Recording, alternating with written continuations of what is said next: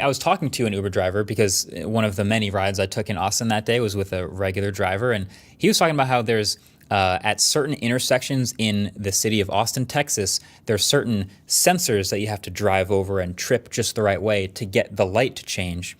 And Waymo's miss that sensor all the time and then just sit there blocking traffic, and he's had to drive up and trip the sensor for it so that it could relieve the pressure of traffic. Crazy stuff. You'd never know. My hope is just that both these companies and any others joining this challenge for that matter try to scale this curve as, safely and methodically as possible. Like, I've heard all the talk on Twitter about how, maybe Tesla, without all those expensive LiDAR sensors, will be able to scale faster because the cars are cheaper.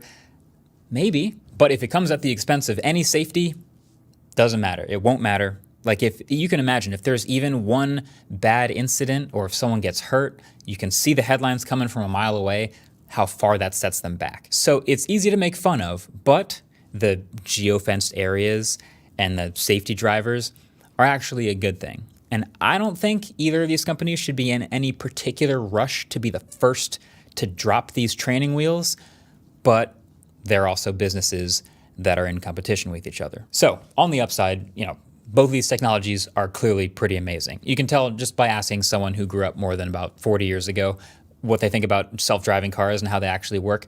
Super impressive, super complicated, very cool. Now on the downside, people on Twitter famously like to pick sides like sports teams. Like, if you like one of them, then you must dislike the other one. Like, you have to root for one to succeed and the others to fail.